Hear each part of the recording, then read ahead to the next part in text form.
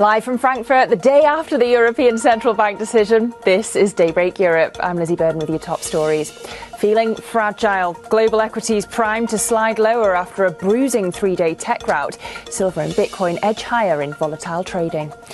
Double-digit decline. Amazon's shares plummet after hours as investors take fright at the company's plans for a $200 billion capex explosion.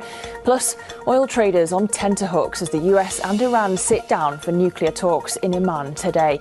We'll bring you the latest. Well, happy Friday. We saw those deep declines in US tech stocks yesterday. Amazon shares dropping 11% in extended trading. The Nasdaq seeing its worst three-day rout since April. And that sell-off set to continue today. As you can see, Nasdaq futures down 0.3%, though Euro Stoxx 50 futures are now just in the green.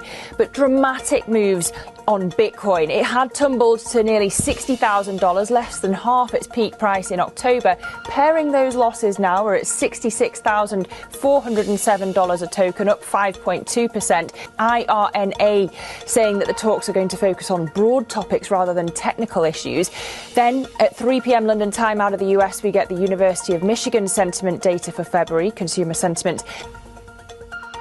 We begin with equities and cryptocurrencies regaining some stability after early losses in Asian trading following steep declines in US tech stocks.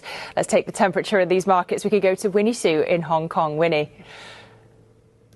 Yeah, morning, Lizzie. Overall, the sentiment is still quite weak, especially when you see markets so volatile. We are talking about the MXAP down more than 1% earlier today. And then we are just erasing all the losses that we saw so far this morning. Now, overall, it is lots of jitters in the market, but we are headed for our worst week still since December, but still faring better than what we saw in the S&P 500 throughout the past week. And that's partly helped by how our region is a bit more exposed to the AI supply chain, as well as the recovery in the South Korean market. As you flip the board and take a look at how that market is doing today, because actually for the Kospi index here, down about 1.5%, while the market, the benchmark was actually down about 5% earlier today. So quite some recovery there, helped by some dip buying from the retail investors. And also, Citi came out with a note saying that they are expecting, or they are hiking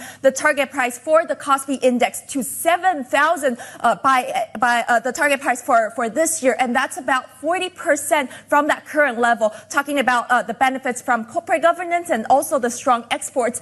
And Mark, Winnie flagged the Japanese elections this weekend. What global risks should we brace for after them? It's hard to look beyond the Japanese yen, really. This week, the yen has been creeping weaker. Dollar yen got to about 157 this week. And we're right back into that area where the US authorities intervened. The Federal Reserve asked for rate checks on the currency because it was too weak. And we've had very mixed signaling from the Japanese authorities since then, which has sown a lot more volatility into markets from the back of it. Now, once the election is out the way, investors will be looking for much more clarity, especially from the Japanese side. They will be expecting, whether it's the Prime Minister, the Finance Minister, or other voices in the Japanese elite, to be able to get right behind the yen and say, yes, we do support a strong currency. If they don't, the markets will take it into their own hands. We could easily push up to 160, 162. People will be thinking about intervention again. They may even need to ask for help from the US or from the Europeans.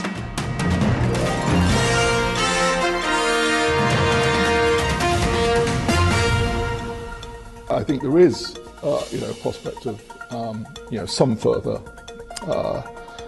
cutting interest rates. Bank of England Governor Andrew Bailey there. Well, the pound yesterday saw its worst drop against the euro since August, initially on speculation around Prime Minister Keir Starmer's future, but then on that dovish vote split from the Bank of England. 5-4 to hold, the governor himself the deciding vote. And ING strategists see the pound dropping to 90 pence per euro. That would be the weakest since the Liz Truss moment in 2022. Currently trading at 115, but risk events today. We have the US-Iran talk, data stateside and Fed speak, so plenty more before the weekend. The opening trade's up next. Anna Guy and Tom will take you all the way to the open. Have a good one. This is Bloomberg.